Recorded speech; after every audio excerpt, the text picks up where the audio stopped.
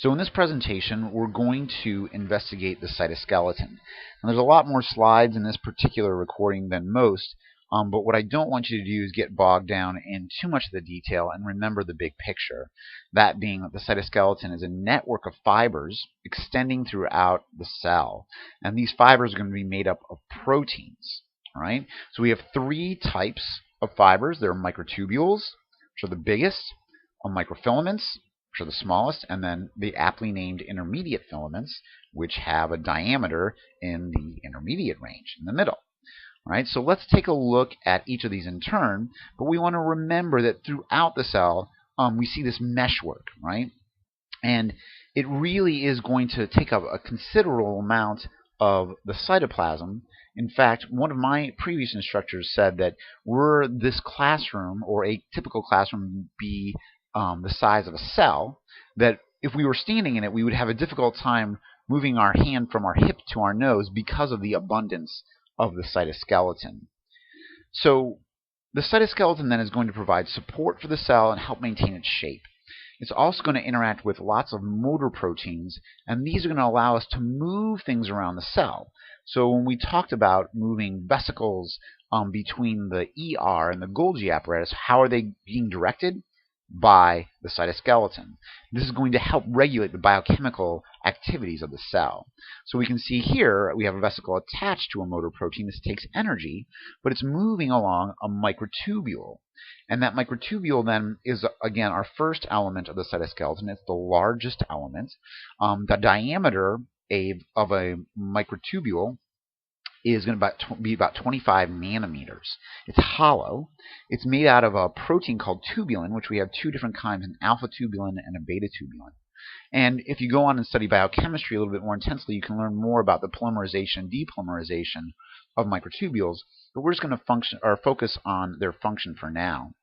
Microtubules tend to grow out of what are called centrosomes, or microtubule organizing centers.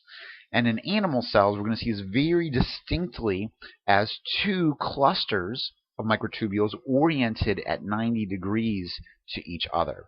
Now, you won't see these in plant cells, but yet we still see the growth of microtubules from an MTOC. Now, we also see microtubules then in the heart of cilia and flagella. And what we want to remember is that cilia and flagella on the eukaryotic cell are very different than the flagella on a prokaryotic cell. We want to remember the size difference. Eukaryotic cells are much, much larger than prokaryotic cells. And so as we see in this slide, the flagella of a sperm cell is kind of the quintessential example. And so you have this large whip-like tail that is going to be moving in this undulating fashion. Cilia, which we'll talk about in the next recording, are much, much shorter and found in more abundance, and they have this quick stroking motion. Think about like the oars on a Greek war vessel. Like all these oars are pulling together, and in that process they're propelling the cell forward. But again, on a biochemical level, the prokaryotic flagellum is very, very different than the eukaryotic flagellum. So in cilia and flagella, what we have is called a basal body, this cluster of microtubules that are going to then interact with a protein called dynein. And so literally, the dynein is going to link these clusters of tubules as they extend up through the flagellum or the cilia, and they're going to walk along the adjacent band of microtubules. This is going to cause the appendage to flex. This takes energy. So again, I don't want you to get too caught up on the details of this, but realize that these are truly cytoskeletal elements. They're going to give this extension of the cell structure and be involved in how it moves. All right? That brings us to our second type of filament in the cytoskeleton, and those are actin filaments. These are very, very abundant.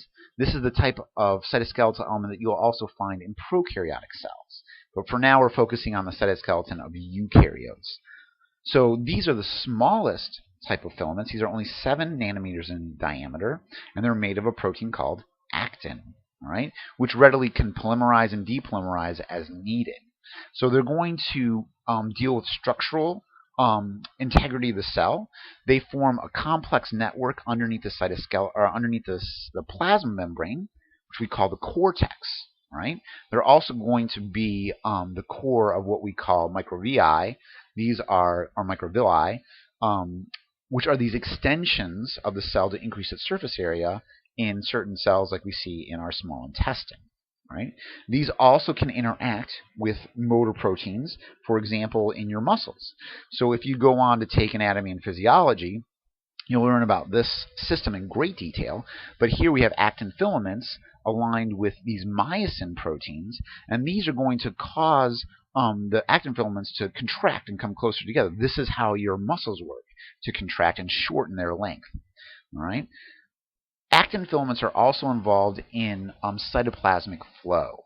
So whether that be an amoeboid movement creating pseudopods or cytoplasmic streaming, they play a crucial role in that.